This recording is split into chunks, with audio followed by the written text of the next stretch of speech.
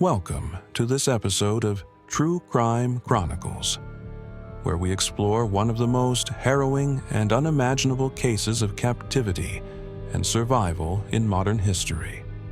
The story of Colleen Stan, known as the Girl in the Box.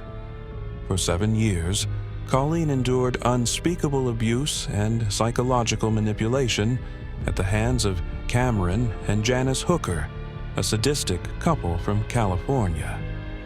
Her story is not just one of survival, but also a chilling look into the depths of human depravity and the resilience of the human spirit.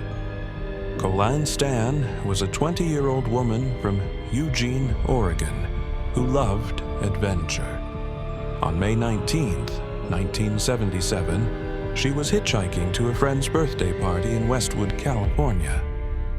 Colleen had declined 2 rides earlier that day, but felt safe when a blue van pulled over. Inside were Cameron Hooker, his wife Janice, and their baby. The presence of a family made Colleen believe this was a safe choice. However, her instincts soon betrayed her. After stopping at a gas station where Colleen briefly considered escaping due to an uneasy feeling, she returned to the van. Shortly after resuming their journey, Cameron pulled off the highway under the pretense of sightseeing. It was then that he held a knife to Colleen's throat, blindfolded her, gagged her, and locked her head in a specially constructed wooden box designed to block out light and sound. Cameron brought Colleen to his home in Red Bluff, California. There, she was stripped naked and hung by her wrists from the basement rafters. As she dangled in pain, Cameron whipped her while his wife Janice watched. This horrifying initiation set the tone for what would become 7 years of captivity. Cameron's sadistic intentions were clear from the start. He had made an agreement with Janice that he could abduct a slave to fulfill his sexual fantasies so long as he refrained from having intercourse with her, a rule he later broke.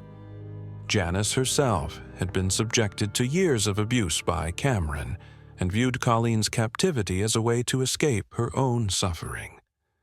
Colleen's life quickly devolved into a nightmare of unimaginable proportions. For most of her captivity, she was confined to a coffin-like wooden box under the hooker's bed for up to 23 hours a day. The box was stiflingly small and allowed no movement or light. She used a bedpan for bodily functions and survived on scraps of food. Cameron controlled every aspect of Colleen's life through physical torture and psychological manipulation. He convinced her that an all-powerful organization called the Company was monitoring her every move and would kill her and her family if she tried to escape. This fabricated threat kept Colleen compliant and paralyzed with fear. In January 1978, Cameron forced Colleen to sign a slave contract, formally declaring herself his property for life. He renamed her Kay and stripped away every vestige of her identity. The contract solidified Cameron's dominance over Colleen, who now believed she had no choice but to obey him. Despite these horrors, there were moments when Colleen was allowed limited freedoms, though always under Cameron's control. She performed household chores, babysat the hooker's children, and even attended church with them. But these glimpses of normalcy only deepened her psychological torment as they reinforced Cameron's narrative that escape was impossible. One of the most disturbing aspects of Colleen's captivity was the psychological control Cameron exerted over her. Experts have compared her ordeal to cases involving Stockholm Syndrome, where captives develop emotional bonds with their captors as a survival mechanism. Cameron used fear as his primary weapon. By fabricating the Company, he created an omnipresent threat that extended beyond his physical presence. This manipulation left Colleen feeling trapped even when opportunities for escape arose. Psychologists have noted that prolonged isolation, deprivation, and abuse can fundamentally alter a person's perception of reality. In Colleen's case, these factors combined to break down her sense of autonomy and reinforce her dependence on Cameron for survival. In an astonishing turn of events, Cameron allowed Colleen to visit her family in 1981, 4 years into her captivity. He accompanied her on the trip under the guise of being her boyfriend and warned her not to reveal the truth about her situation. Colleen's family noticed she seemed thin and subdued, but had no idea about the horrors she was enduring. Remarkably, despite being left alone with them at times during the visit, Colleen did not attempt to escape out of fear for their safety. By 1984, Janice Hooker began questioning her role in Colleen's captivity. Years of abuse had taken their toll on Janice as well, and she eventually confessed everything to her pastor. With his encouragement, Janice told Colleen that the company was a lie and helped her escape. On August 10, 1984, 7 years after being abducted, Colleen boarded a bus back home to Riverside, California. Before leaving, she called Cameron from a payphone to tell him she was leaving for good, a moment that underscored both her resilience and the psychological grip he still held over her. Janice cooperated with authorities in exchange for immunity and provided crucial testimony against Cameron Hooker during his trial in 1985.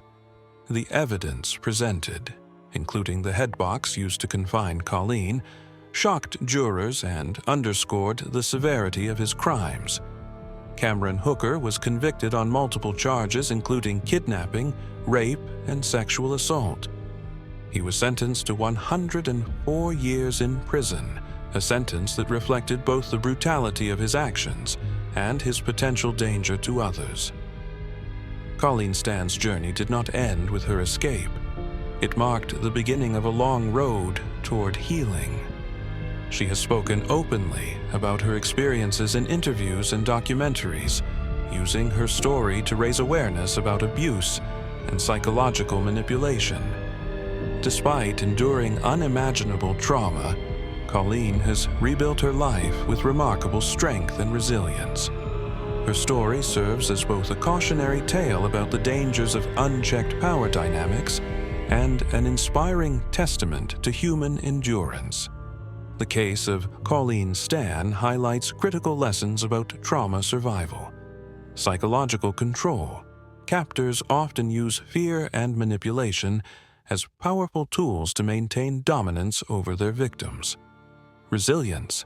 Even in the face of extreme adversity, survivors can find ways to endure and rebuild their lives. Awareness.